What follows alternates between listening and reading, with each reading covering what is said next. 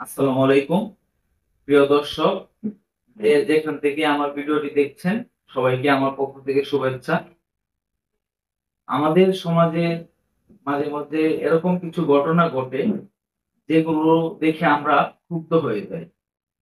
কিন্তু তার পরিপ্রেক্ষিতে আমাদের এই ক্ষোভটাকে যখন আইন নিজের হাতে তুলে নেয়, মানে এই ক্ষোভের বিপরীতে যখন আমরা আইন নিজের হাতে তুলে নিয়ে মব জাস্টিস তৈরি করি, কাউকে গণধোলাই দেই, কাউকে অন্যায়ভাবে বিচার বহির্ভূতভাবে মারধর করি, সেটা কিন্তু এই অন্যায়ের বিরুদ্ধে আরেকটা অন্যায়কে জন্ম দিচ্ছে।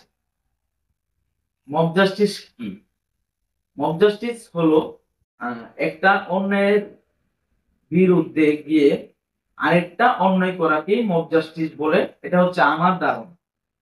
মব জাস্টিসের বিভিন্ন রকম সংজ্ঞা থাকতে পারে বা বিভিন্ন ধরনের উদাহরণ থাকতে পারে। তবে আমার মতে হচ্ছে একটা অন্যায় এর বিরুদ্ধে গিয়ে যখন মানুষ আরেকটা অন্যায় করে সেটাকে মব জাস্টিস বলে।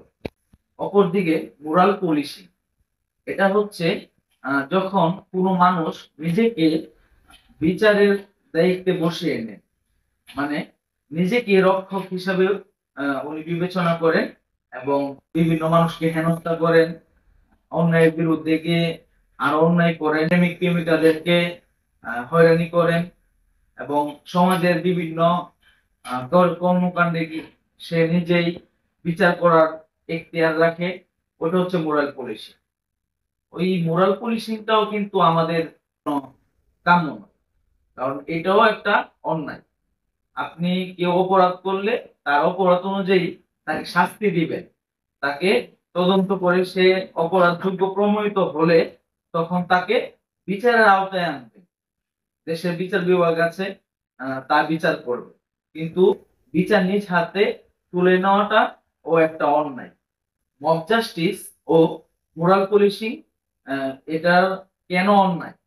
এটা কেন আরেকটা অন্যায়? কারণ বিভিন্ন ভুল তথ্যের মাধ্যমে নিরপরাধ ব্যক্তিও এই মব জাস্টিসের শিকার হতে পারে।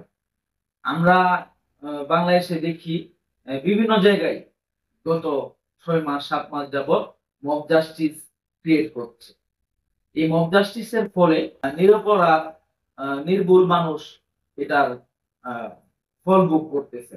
ফল বলবো না, এটা বিফল ভোগ করতেছে নিরপরাধ মানুষগুলো। এটা কিন্তু অবশ্যই অন্যায়। আহ, এবং অনেক সময় গুজব ছড়িয়ে পড়ে। যেমন কিছুদিন আগে দেখলাম ইষ্টি ইমামের সাবেক ছেলের বউয়ের বাসায় সাধারণ জনগণ ছাত্র জনতা তারা গিয়ে হামলা করলো। এটাও কিন্তু মব জাস্টিসের আওতাভুক্ত। মব জাস্টিস ও মোরাল পুলিশিং এর ফলে দেখা গেছে যে সমাজে বিশৃঙ্খলা তৈরি হয় এবং আইনের শাসন দুর্বল হয়ে পড়ে। সমাজে যেহেতু আইন আছে, আপনি আইনের মাধ্যমে একটা অপরাধী ব্যক্তিকে আপনি বিচার করবেন। আপনি আমি বিচার করার কেউ না। মব জাস্টিসকে সমাজ, রাষ্ট্র অথবা ধর্ম কেউ এটাকে সাপোর্ট করে না। আপনারা মব জাস্টিস বন্ধ করুন, তো আমাদের বাংলাদেশের পরিস্থিতি দিন দিন আরো খারাপের দিকে যাচ্ছে, আরো যাবে। বিভিন্ন জায়গায় দেখতে পাই, আমি ফেসবুকে বা সামাজিক মাধ্যমে দেখি যে অনেকেই বলে যারা দর্শনকারী তাদেরকে কোনো কোনো ধরনের বিচার করা যাবে না, ডাইরেক্ট হত্যা করে ফেলার জন্য। এটাও একটা মব জাস্টিস। তাদেরকে সরাসরি হত্যা করবেন কেন?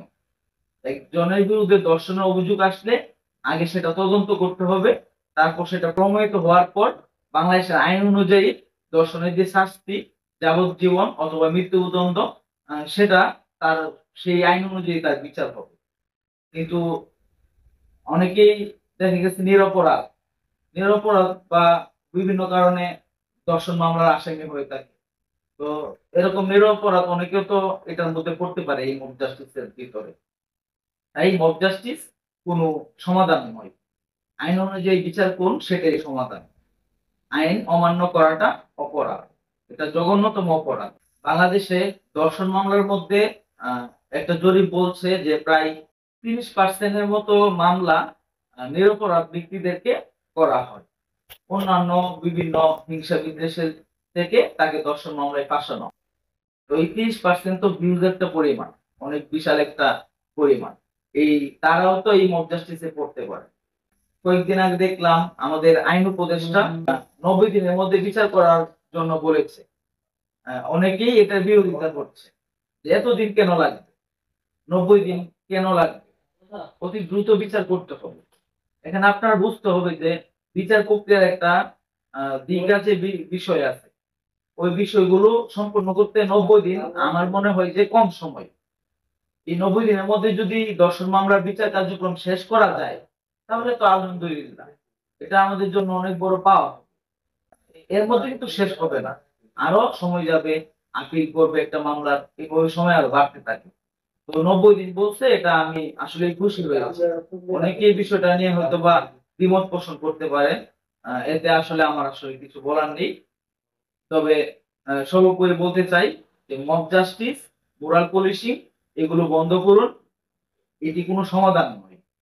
সমাধান হচ্ছে দেশের আইন অনুযায়ী বিচার প্রক্রিয়া সম্পন্ন করা। আজ এই পর্যন্তই। ধন্যবাদ সবাই। ভিডিওটি ভালো লাগলে আমার চ্যানেলটি সাবস্ক্রাইব করার জন্য অনুরোধ করছি।